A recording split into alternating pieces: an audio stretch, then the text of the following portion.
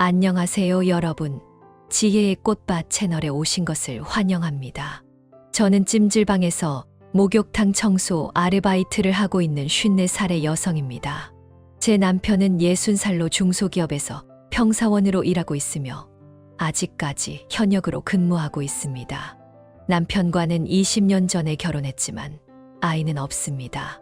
결혼 초반에는 아이를 갖고 싶어 남편과 상의도 했지만 저희 둘 다 수입이 많지 않아 계속 미루다 보니 결국 지금까지 오게 되었습니다. 그래서 지금도 저렴한 월세 원룸에서 생활하고 있지만 몇 년 전부터 남편과의 생활에서 아무런 설렘이나 자극을 느끼지 못하고 있습니다.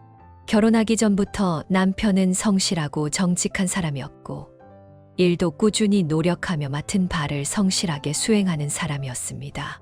저에게도 늘 한결같이 정직하고 진지하게 대해 주었기에 그런 모습에 반해 결혼을 결심했습니다.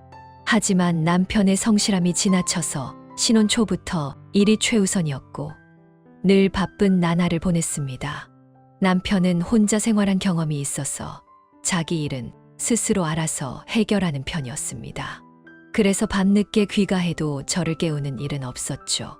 오히려 제가 남편보다 먼저 일어나 아침을 준비하려고 하면 거실 소파에서 자고 있는 경우가 대부분이었습니다. 같은 침대에서 함께 자는 날은 한 달에 한 번 있을까 말까 했어요. 소파에서 자면 피로가 안 풀리잖아. 그러지 말고 침대에서 자. 이렇게 말해도 당신을 소리에 깨우는 게 미안해서 그래. 라는 대답이 돌아올 뿐이었습니다. 처음에는 옆집에 피해를 주지 않으려는 배려라고 생각해 별다른 불만을 가지지 않았습니다. 하지만 시간이 지나면서 조금씩 외로움이 밀려왔어요. 가끔은 남편이 일찍 들어와서 함께 자고 싶고 따뜻한 온기를 느끼고 싶었습니다. 그래서 가끔 카카오톡으로 귀엽게 애교도 부려봤어요. 오빠, 오늘은 일찍 올 수 없어. 나 너무 외로워. 그러면 남편은 최대한 빨리 들어갈게. 라고 하며 평소보다 조금 일찍 귀가해 가끔은 함께 밤을 보내기도 했습니다. 하지만 그것도 결혼한 지 5년 정도까지였어요. 그 이후에는 아무리 귀엽게 애교를 부려도 미안, 오늘도 늦을 것 같아. 생활하려면 돈이 필요하잖아. 이런 말들로 대답할 뿐이었죠. 그리고 제가 너무 자주 연락하면 딱히 할 얘기도 없는데 왜 이렇게 연락을 해? 라며 점점 차가운 태도를 보이기 시작했습니다.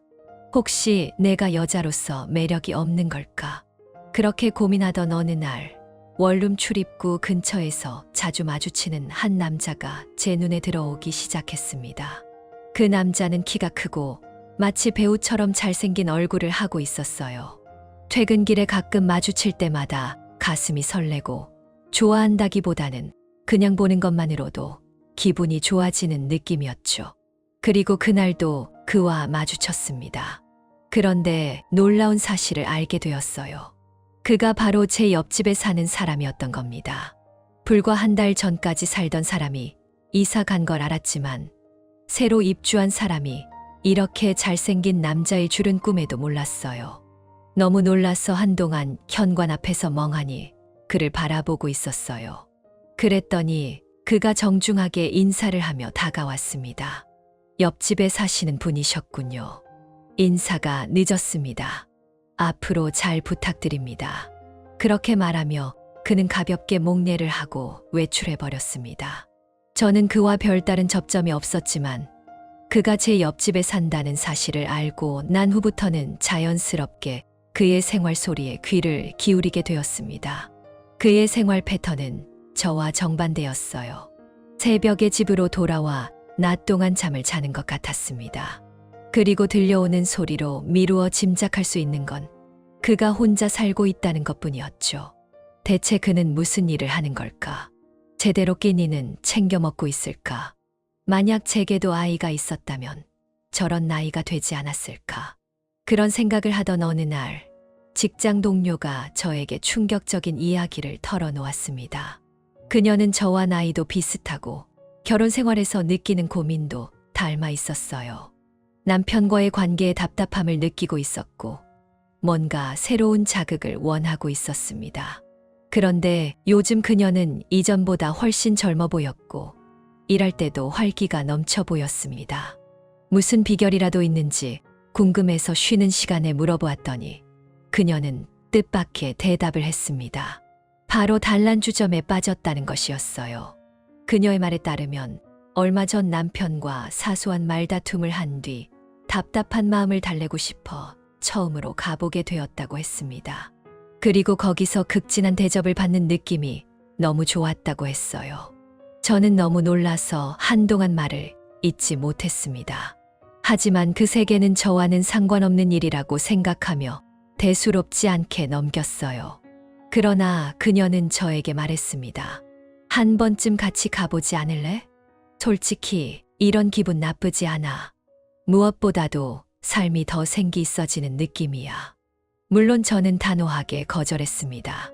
하지만 날이 갈수록 그녀는 점점 더 밝고 활기찬 모습이 되어갔어요.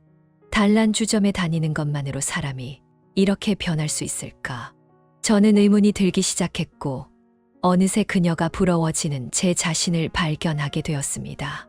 결국 한 번쯤은 가볼까 하는 생각이 들었고 그녀에게 슬쩍 말을 꺼내보았습니다. 그녀는 기대한 듯한 표정을 지으며 활짝 웃었습니다. 정말 잘 생각했어. 이걸로 내 인생도 바뀔 거야. 그렇게 우리는 함께 갈 날을 정하고 제 인생에서 처음으로 단란주점이라는 곳을 방문하게 되었습니다. 친구는 한껏 들뜬 모습이었지만 저는 긴장된 마음에 심장이 두근거렸어요. 설렘보다는 어딘가 복잡한 기분이 들었습니다. 그리고 여기서 정말 놀라운 일이 벌어졌습니다. 가게에 들어서자마자 저를 응대하러 온 사람이 바로 제 옆집 남자였던 겁니다. 순간 그의 눈과 제 눈이 마주쳤고 그는 저를 알아본 듯 했습니다. 저는 충격의 말을 잃었지만 친구는 아무렇지도 않은 듯 자연스럽게 직원들과 이야기를 나누며 자리를 잡았습니다. 그 후 친구와 함께 약 2시간 정도 머물렀지만 저는 친구에게 그 남자에 대한 이야기를 전혀 꺼내지 않았습니다. 그날 저는 그곳에서 단순히 여성으로 대접받는 것만으로도 묘한 감정을 느꼈습니다. 처음 경험하는 감각이었고 친구가 왜 이런 곳에 빠지는지 조금은 이해할 수 있을 것 같았습니다. 그리고 그가 밤마다 외출했던 이유를 알게 되니 오히려 마음이 편해졌습니다. 그 후 저는 한 달에 한 번 정도 친구와 함께 단란주점에 가게 되었습니다. 가게에서 마주치는 것 외에는 원룸에서 그를 볼 일이 거의 없었어요. 그러던 어느 날 그곳에 다니기 시작한 지 석 달쯤 되었을 때 오랜만에 원룸 복도에서 그와 마주쳤습니다. 그는 저를 보자 가볍게 미소 지으며 말했습니다. 항상 가게에 와주셔서 감사합니다. 그러고 나서 잠시 머뭇거리더니 조심스럽게 말을 이어갔습니다. 이런 말씀 드리는 게 실례일 수도 있는데요. 왜 가게에 오시는 거예요? 남편분도 계시잖아요. 저 몇 번이나 댁으로 들어가시는 걸 본 적이 있어서요. 예상치 못한 질문에 순간 당황했지만 저는 애써 웃으며 대답했습니다. 부부라는 게 오래 살다 보면 여러 가지 일이 생기는 거야. 너처럼 젊은 사람은 아직 잘 모를 수도 있겠지만 그는 제 말을 가만히 듣더니 낮게 중얼거렸습니다. 맛있는 요리를 해주는 아내가 있는데도 말이죠. 그 말에 저는 깜짝 놀라 그를 바라보았습니다. 맛있는 요리? 그러자 그는 쑥스러운 듯한 표정으로 덧붙였습니다. 가끔 아주 좋은 냄새가 나더라고요. 그 말을 듣자 저도 모르게 혼잣말처럼 중얼거렸습니다. 그래도 먹어주는 사람이 없으니까 항상 혼자서 먹어야 해. 그러자 그는 망설임 없이 말했습니다. 그럼 제가 같이 먹을게요. 저도 항상 혼자라서요. 뜻밖의 제안에 저는 놀라 눈을 크게 떴습니다. 그는 제 표정을 살피더니 조금 머쓱한 듯 덧붙였습니다. 갑작스러웠죠. 근데 솔직히 말하면 손수 만든 요리를 먹어본 지 오래돼서요. 정말 그립거든요. 그 말에 저는 어쩐지 안쓰러운 마음이 들었고 그의 제안을 받아들이기로 했습니다. 그렇게 해서 다음 날부터 저는 아르바이트를 마치자마자 집으로 돌아와 저녁을 준비했습니다. 그리고 그의 출근 전 함께 식사를 하게 되었습니다. 오랜만에 누군가와 함께 밥을 먹으며 나누는 대화가 즐거웠고 그는 제 음식을 정말 맛있게 먹어 주었습니다. 집안에서 웃음이 터져 나온 것도 정말 오랜만이었어요. 그가 돌아가려 할 때 저는 수줍게 말했습니다. 대단한 요리를 해주는 건 아니지만 같이 먹어줘서 고마워. 그러자 그는 환하게 웃으며 대답했습니다. 그날 이후로 그는 출근하는 날마다 저녁을 먹으러 집에 들르기 시작했습니다. 덕분에 저는 오랜만에 요리하는 기쁨을 느낄 수 있었습니다. 하지만 여전히 저는 친구와 함께 한 달에 한 번 단란주점에 가고 있었어요. 그러던 어느 날 그가 조심스럽게 물었습니다. 괜찮으세요? 가게에 와 주시는 건 고맙지만 혹시 너무 돈을 많이 쓰시는 건 아닐까 해서요. 그가 걱정스러운 눈빛으로 저를 바라보았지만 저는 웃으며 대답했습니다. 걱정할 필요 없어. 50이 넘어서야 알게 된 이 공간이 이제는 오히려 편안하게 느껴질 정도야. 그와 함께하는 시간이 늘어나면서 저는 그에게 어머니 같은 감정을 느끼기 시작했습니다. 그리고 함께 식사를 하는 동안 문득 궁금해졌어요. 근데 집안일은 잘하고 있니? 설마 방이 엉망진창으로 어질러져 있는 건 아니겠지? 어머니가 아이를 타이르듯 한 어조로 말하자 그는 장난기 어린 웃음을 지으며 대답했습니다. 괜찮아요. 깨끗하다고는 할 수 없지만요. 그 말에서 묘한 위화감을 느낀 저는 그를 빤히 바라보다가 조용히 말했습니다. 그럼 지금 가봐도 될까? 예전부터 남자 혼자 사는 집이 어떤지 궁금했거든. 갑작스러운 말에 그는 살짝 당황한 듯 했지만 이내 마지못해 대답했습니다. 지금요. 알겠습니다. 그는 망설이며 문을 열었고 저는 조심스럽게 그의 방 안으로 들어섰습니다. 그리고 예상대로 집 안은 난장판이었습니다. 컵라면 용기와 과자 봉지가 바닥에 널브러져 있었고 벗어놓은 옷들이 거실 곳곳에 흩어져 있었습니다. 곧 악취가 날 것 같은 상태였어요. 저는 어이없다는 듯 그를 바라보았습니다. 그는 머리를 긁적이며 애써 웃더니 말했습니다. 이 정도면 생활하는데 문제 없잖아요. 하지만 저는 그냥 지나칠 수 없었습니다. 이대로 두면 냄새 날 거야. 나는 내 옆집에 사니까 그렇게 되면 곤란하거든. 일부러 화난 척 말했지만 사실은 그를 위해 무언가 해줄 수 있다는 게 기뻤습니다. 그날 이후 저는 그의 방을 주기적으로 청소해 주기 시작했습니다. 그러던 어느 날 평소처럼 청소기를 돌리고 있는데 갑자기 뒤에서 그가 저를 끌어안았습니다. 순간 무슨 일이 일어난 건지 이해할 수 없었습니다. 잠깐만 이렇게 있어도 될까요? 그의 목소리는 조용했지만 묘하게 떨리는 느낌이 들었습니다. 저는 가만히 서 있었고 그의 향수 냄새가 은은하게 퍼졌습니다. 그 향기에 취한 듯한 기분이 들었습니다. 그러다 그가 제 귓가에 속삭였습니다. 관계를 맺고 싶어요. 깜짝 놀란 저는 황급히 대답했습니다. 하지만 나는 50이 넘었어. 그러자 그는 단호한 목소리로 말했습니다. 나이는 상관없어요. 그리고는 망설임 없이 저를 끌어안고 입을 맞추었습니다.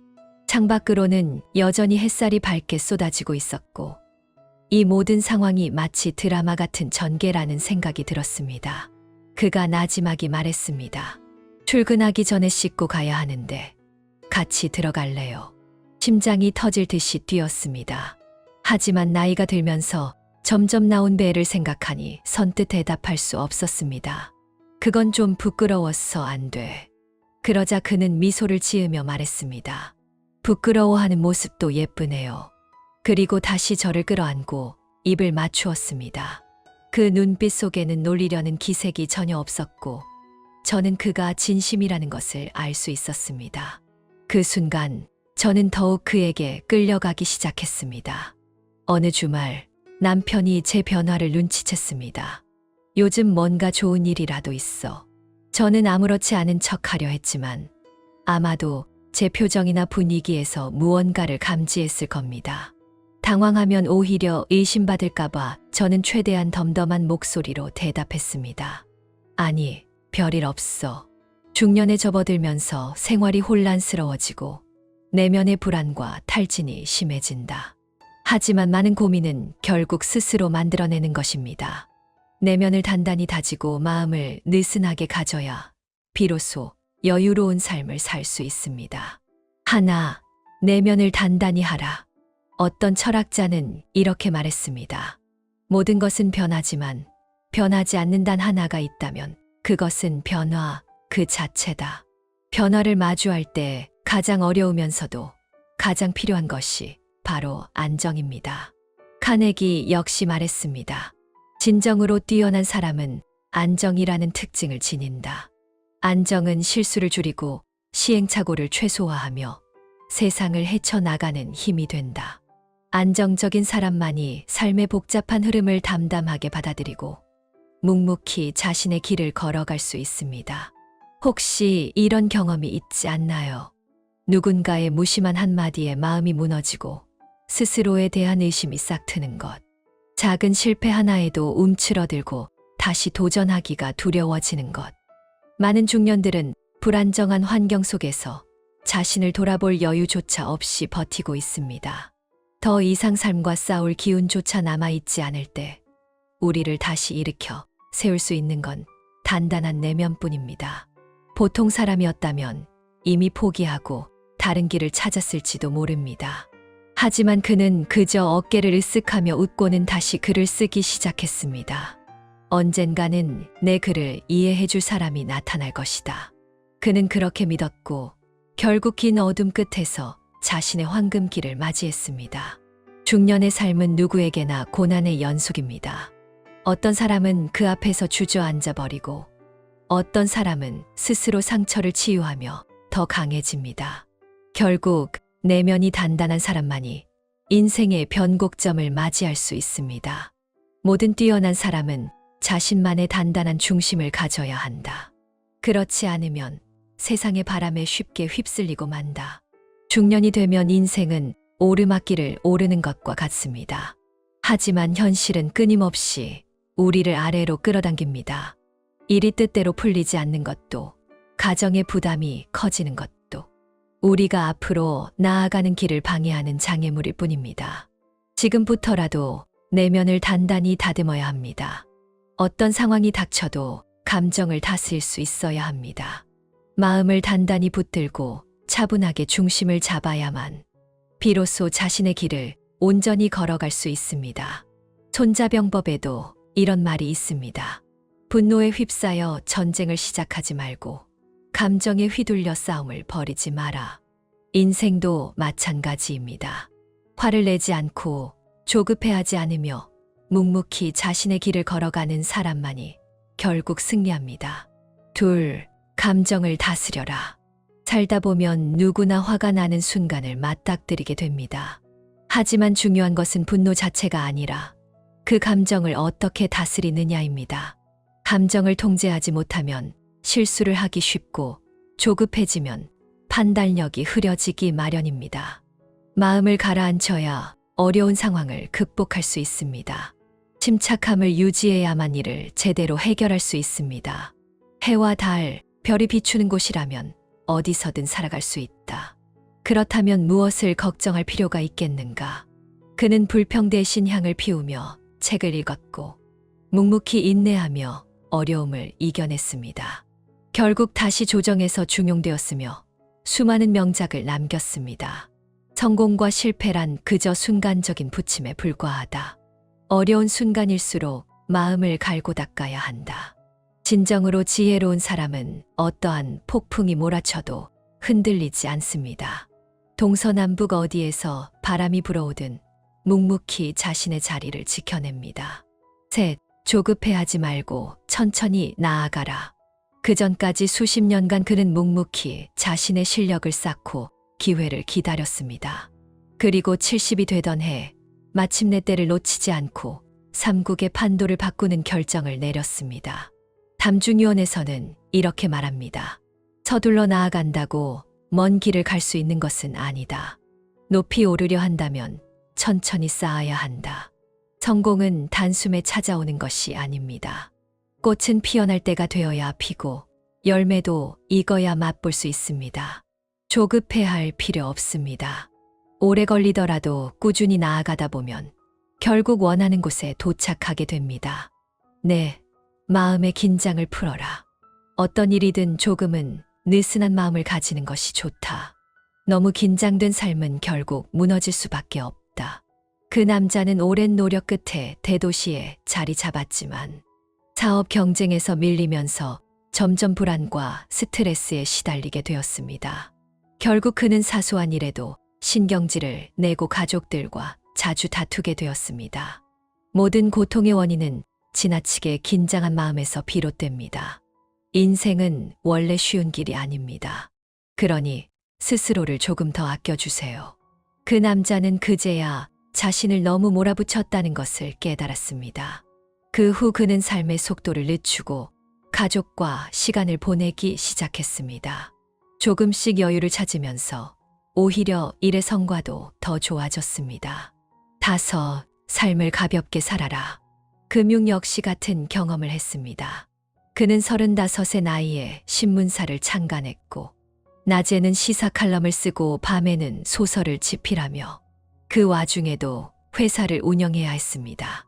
과중한 업무로 인해 결국 병을 얻었고 의사는 생활 방식을 바꾸라고 조언했습니다.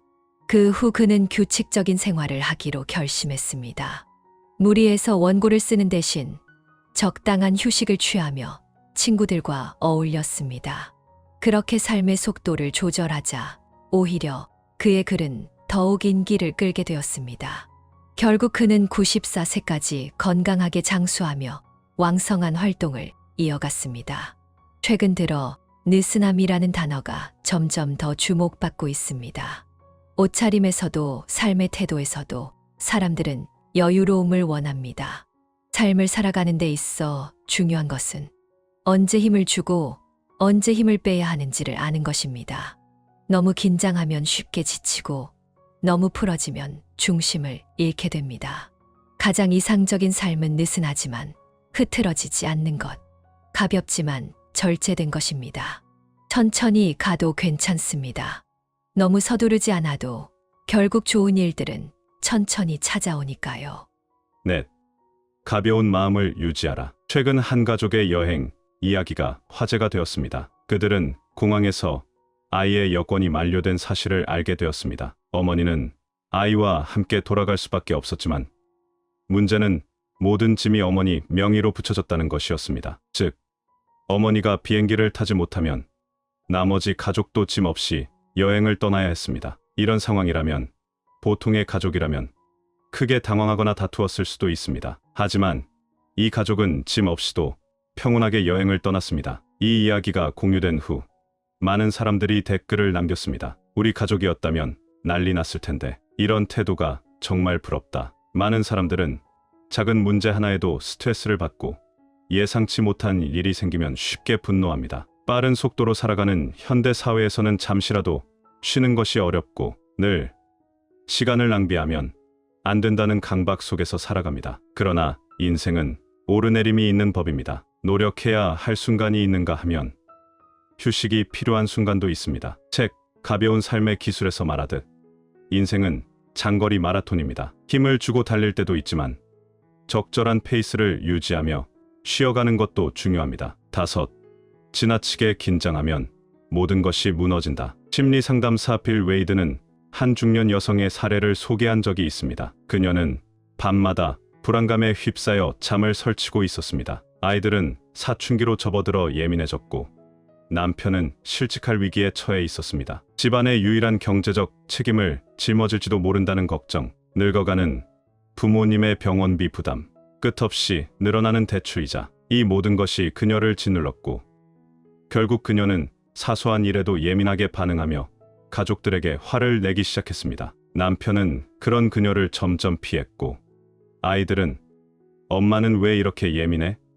라며 불만을 토로했습니다. 어느 날 상담을 받던 중 상담사가 그녀에게 말했습니다. 당신을 진짜 지치게 하는 것은 바쁜 생활이 아닙니다. 지나친 긴장과 불안이 당신을 무너뜨리는 겁니다. 삶이 원래 쉬운 게 아닌 만큼 스스로를 더 아껴주세요. 그녀는 그 말을 듣고 처음으로 자신의 상태를 돌아보게 되었습니다. 그 후 그녀는 삶의 속도를 조금 늦추기로 결심했습니다. 과한 욕심을 내려놓고 주말에는 가족과 드라이브를 가고 힘들면 잠시 쉬기도 하면서 서서히 균형을 찾아갔습니다. 그 결과 그녀의 생활은 점점 나아졌습니다. 남편과의 관계도 개선되었고 아이들과의 소통도 원활해졌습니다. 그녀가 여유를 찾자 오히려 삶의 질도 높아졌습니다. 6.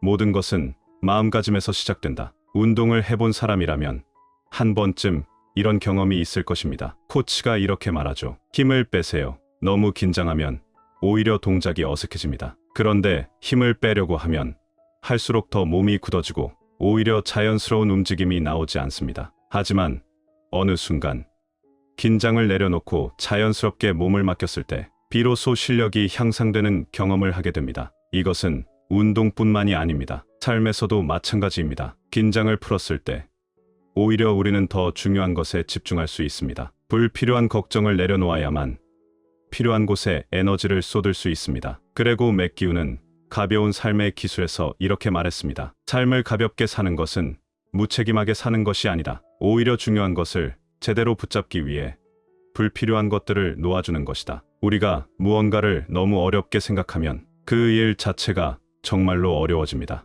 그는 역발상 사고를 제안합니다. 어떤 문제에 부딪혔을 때 그 문제를 정면으로 바라보지 말고 반대로 생각해 보라는 것입니다. 예를 들어 그의 사무실에 한 대의 오래된 프린터가 있었습니다. 그는 그 프린터를 어떻게 처리할지 고민하고 있었습니다. 재활용 업체에 보낼까? 직접 버리러 갈까? 그런데 문득 이런 생각이 들었습니다. 이걸 꼭 내가 처리해야 하나? 그때 마침 청소부가 지나가고 있었습니다. 그는 청소부에게 물었습니다. 이 프린터 필요하세요? 그러자 청소부는 반색하며 가져갔습니다. 우리가 어렵다고 생각하는 많은 일들은 사실은 우리가 스스로 어렵게 만들고 있을지도 모릅니다. 문제를 단순하게 바라보는 것, 필요 없는 부담을 내려놓는 것, 이것이야말로 가벼운 삶을 위한 첫걸음입니다. 우리는 종종 일을 먼저 끝내야만 제대로 쉴 수 있다고 생각합니다. 그러나 즐거움과 업무는 반드시 분리해야 하는 것이 아닙니다. 어떤 일이든 조금만 방법을 바꾸면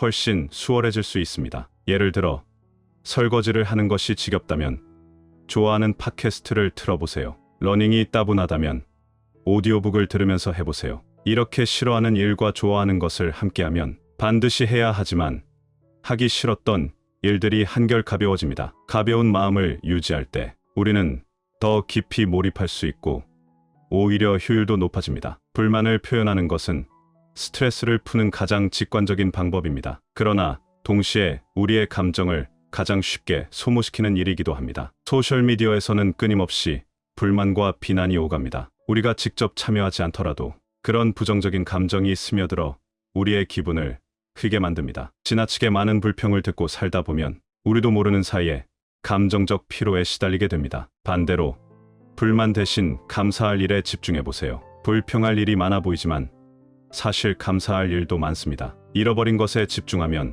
가진 것조차 잊어버리지만 지금 내게 있는 것에 집중하면 부족한 것들도 자연스럽게 채워지게 됩니다. 우리는 종종 조금만 더를 외치며 스스로를 혹사합니다. 그러나 그렇게 한계를 넘기다 보면 어느 날 갑자기 모든 에너지가 바닥나 버립니다. 연구에 따르면 최고의 운동선수, 음악가, 바둑기사, 작가들은 모두 휴식과 훈련을 적절히 병행하는 방식으로 실력을 쌓아갑니다. 예를 들어 그들은 하루 3번 90분 이내로 훈련하고 그 사이사이에 반드시 충분한 휴식을 취합니다. 반면 충분한 휴식 없이 계속해서 몰아붙이는 사람들은 오히려 성과를 내지 못하고 금세 번아웃에 빠지게 됩니다. 오늘 소진한 에너지는 오늘 회복해야 하고 이번 주에 사용한 에너지는 이번 주 안에 보충해야 합니다. 지속적으로 쉬지 않고 달리기만 하면 결국 탈진하게 됩니다. 우리의 몸과 마음은 자연스러운 리듬을 가질 때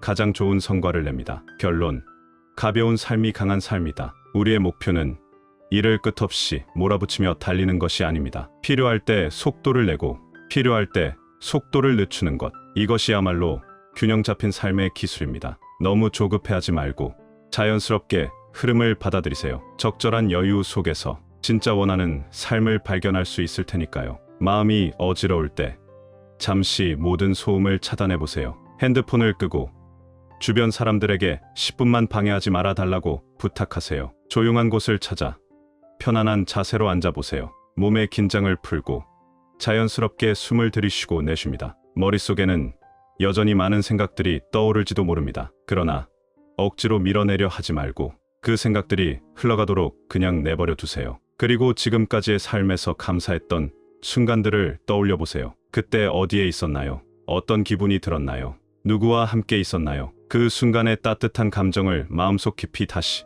느껴보세요. 감사의 마음을 호흡에 담아 천천히 내뱉을 때 내면이 점점 편안해지는 것을 느낄 수 있을 것입니다. 같은 일이라도 긴장한 상태와 편안한 상태에서의 느낌은 전혀 다릅니다. 마음이 단단히 조여 있을 때는 작은 일에도 불안하고 초조해집니다. 그러나 몸과 마음이 이완되면 같은 문제도 훨씬 가볍게 느껴집니다. 무조건 힘들게 해야만 성취할 수 있는 것이 아닙니다. 무리하게 몰아붙인다고 일이 더 잘 풀리는 것도 아닙니다. 때로는 한 걸음 물러나 여유를 찾을 때 오히려 더 명확한 해답이 보입니다. 삶의 성과는 결코 몸과 마음을 희생한 대가여서는 안 됩니다. 우리는 지쳐 쓰러지기 위해 사는 것이 아닙니다. 자연스러운 흐름 속에서 지속 가능한 방식으로 나아가야 합니다. 마지막 한마디. 가볍지만 중심을 잃지 않는 삶. 이것이 진정한 강함입니다. 오늘의 이야기를 시청해 주셔서 감사합니다. 이 이야기가 여러분에게 공감과 깨달음을 주었기를 바랍니다. 아직 구독하지 않으신 분들은